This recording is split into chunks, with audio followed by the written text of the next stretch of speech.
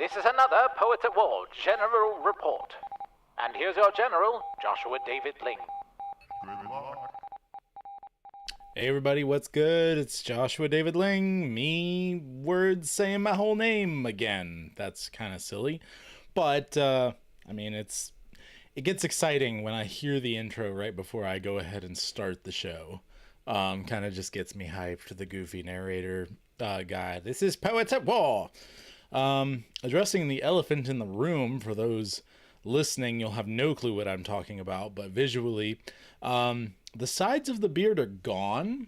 I have cut my beard into a long goatee.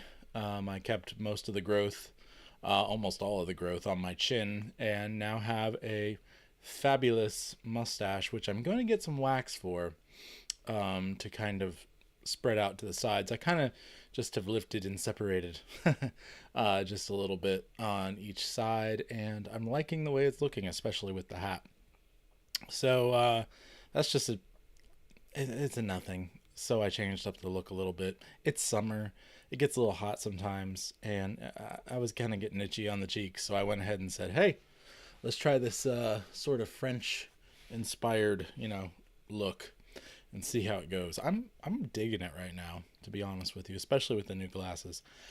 Anyway, enough vanity here. Let's get to something a little bit more important. I said that I was going to do one on the Song of Albion by Stephen Lawhead, and gosh darn it, I sure am. So, the Song of Albion by Stephen Lawhead, fantastic book series.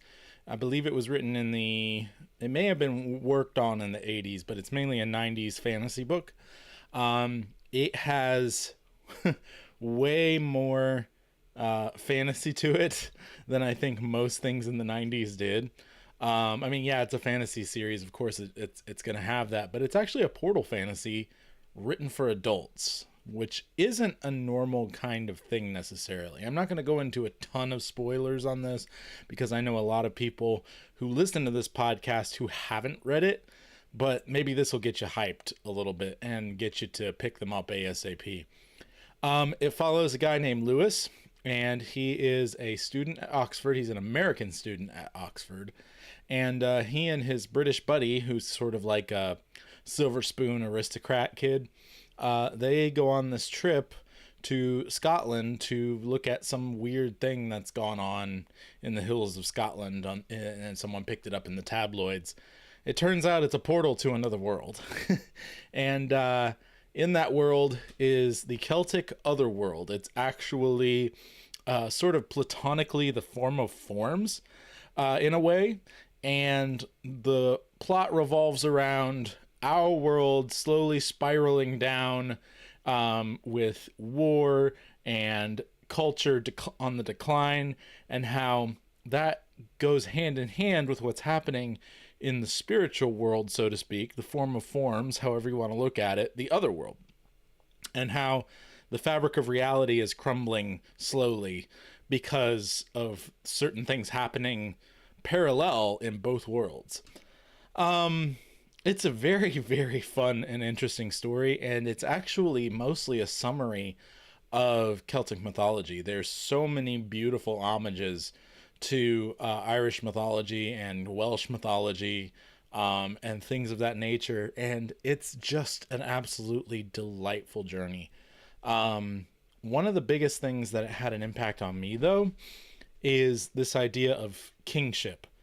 I did not really have much of an idea of kingship, being American, being separated from Britain. I didn't have this understanding of authority as it was given by God to the state. There was a little bit of that with Rushdoony, one of the people that I was brought up on as far as a theological basis.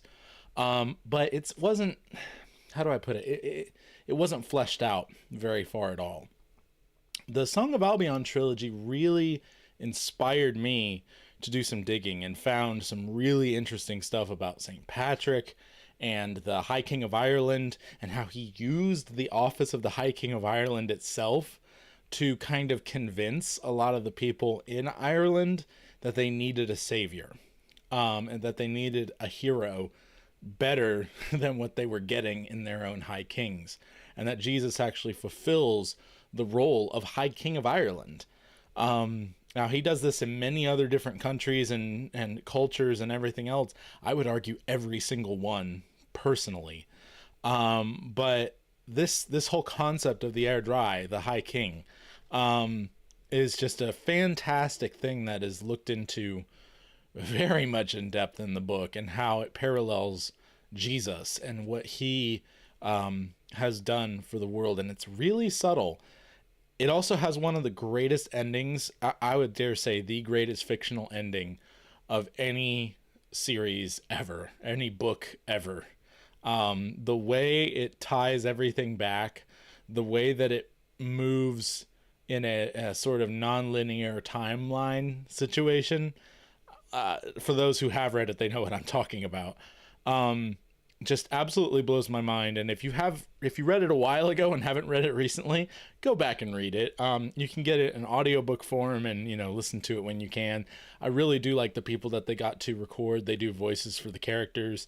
There's a couple different guys that ended up doing it, but it was, they all did really well, and they do a good job switching between the American accents and the British accents, and then the more Welsh sort of accents.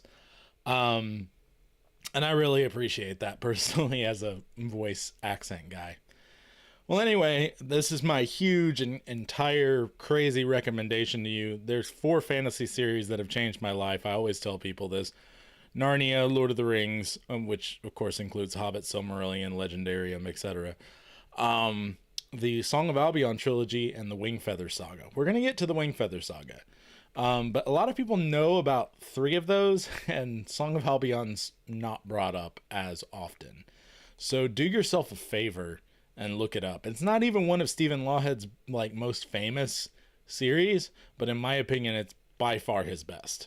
And I do need to read more of them, but from everything I have read, Song of Albion's way and above my favorite. So any which way, thank you all for watching, listening, whatever it is you're doing. Remember, do not turn to the right or to the left. Be your family's bard, and the Lord will be with you wherever you go. This is Poets at War, General's Report, signing off.